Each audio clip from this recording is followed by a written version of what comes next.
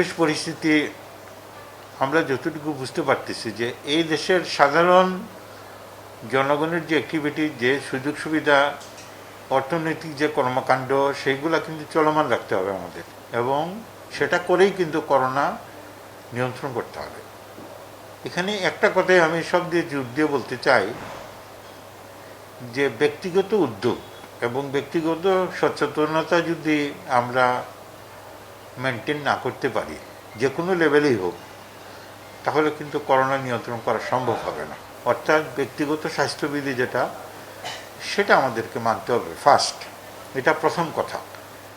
এর বাইরে আসবে আমাদের সামাজিক দায়বদ্ধতার জায়গাগুলো। ওইখানে আমরা প্রশাসনিকভাবে কি করব, এবং সেগুলোর জন্য আপনি জানেন যে সিদ্ধান্ত অনেকগুলো চলে আসছে।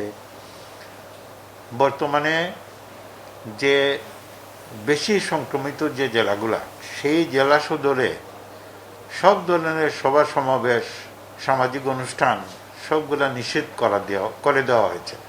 অর্থাৎ লোক জমায়েত হতে পারবে না, এবং প্রত্যেকটা শপিং মলের জন্য একটা নির্ধারিত টাইম ফ্রেম করে দেওয়া হচ্ছে যে কত থেকে কত সময় পর্যন্ত সেগুলো খোলা থাকবে, মানুষের লোক চলাচল কতক্ষণ পর্যন্ত হবে সেটারও একটা নীতিমালা চলে আসছে, যে প্রয়োজন ছাড়া কেউ রাতে 10টার পরে ঘর থেকে বের হবে না।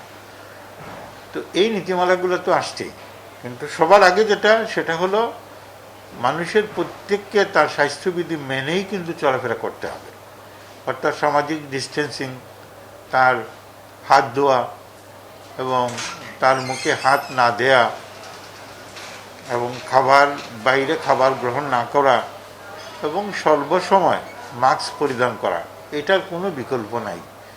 এটা কিন্তু করতে হবে, এবং এটা যদি কেউ না মানে তাহলে কিন্তু সে অন্যকে দায়ী করতে পারবে না। এই রেসপন্সিবিলিটি তার ঘাড়েই কিন্তু বর্তাবে। এটা ব্যক্তিগত সুরক্ষার উপরে আর কোনো জিনিস এই মুহূর্তে করার নাই। এই মুহূর্তে সরকারের কোনো সিদ্ধান্ত নাই যে লকডাউন করে দেওয়া বা অন্য কোনো বিশেষ কোনো ব্যবস্থাপনা নেওয়া। আরেকটা নির্দেশনা এসেছে যে সরকারি যে সমস্ত অফিস আদালতে কাজকর্ম কম বা মানুষের যাতায়াত কম, বা যে সমস্ত অফিসের হয়তো এত গুরুত্বপূর্ণ কাজ নাই, তাদের এখানে তারা 50% জনসংখ্যা দিয়ে 50% চাকুরিজীবীদেরকে দিয়ে তাদের প্রতিষ্ঠানগুলো প্রাত্যহিকভাবে খোলা রাখবে, এবং এটা ওই কর্তৃপক্ষের সিদ্ধান্ত অনুযায়ী হবে। এখানে স্বাস্থ্য প্রতিষ্ঠানগুলো উল্লেখিত নেই, কারণ স্বাস্থ্য প্রতিষ্ঠান সার্বক্ষণিকভাবে খোলা থাকবে, এবং এখানে রেস্ট্রিকশনের ব্যাপারে কোনো নির্দেশনা আমরা এখনো পাই নাই। অর্থাৎ আমাদের সবাইকে থাকতে হবে, আমরা সবাই মিলে কাজ করব।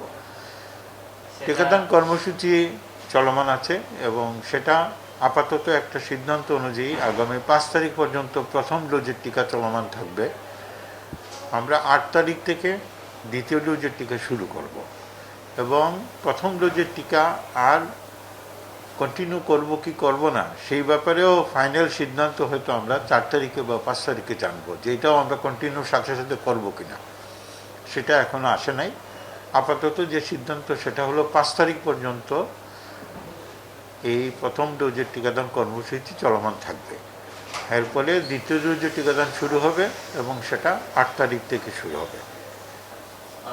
আমরা বলতেছি যাদের কোমরবিডিটিস আছে, অর্থাৎ নিজে বিভিন্ন রকমের সমস্যায় ভুগতেছেন, এজেড লোক, ওনারা কিন্তু সবার আগে টিকা নেবেন। কারণ করোনাতে মৃত্যুর হার বেশি তাদের মধ্যেই যাদের করোনা রোগের পাশাপাশি অন্যান্য ক্রনিক অসুখ বিসুখ আছে, যেমন ডায়াবেটিস, হাইপারটেনশন বা কিডনির অসুখ, লিভারের অসুখ, তাদের কিন্তু মৃত্যুর ঝুঁকি বেশি। সেই জন্য আমরা বলছি যে তারা টিকা নেবেন সবার আগে, এবং তাদের টিকা নিলে তাদের প্রোটেকশনটা হবে। কারণ তখন যদি উনি করোনায় আক্রান্ত হনও, তখন কিন্তু ওনার সিভিয়ার অবস্থায় উনি পৌঁছাবেন না, মাইল্ড সিমটম হয়ে হয়তো সেরে যাবে। কতটা বুঝতে পারছেন? এই হলো কথা আর কি। এইটা অনেকেরই মধ্যে একটা মিথ আছে, একটা ভুল বুঝাবুঝি আছে। তো এটা আমরা কিন্তু সর্বক্ষণ আমরা বলছি সব জায়গায়, যে কর্মরমিট পেশেন্টগুলা যাদের অনেক ধরনের জটিল রোগে ভুগছেন, তারা সবার আগে টিকা নেবেন, এবং বয়োবৃদ্ধ যারা আছেন, যাদের এই কর্মবিডিটিগুলো নাই, তারাও কিন্তু আগে টিকা গ্রহণ করবেন। এটাই হলো আমাদের দিক থেকে আমাদের বাসা আর কি।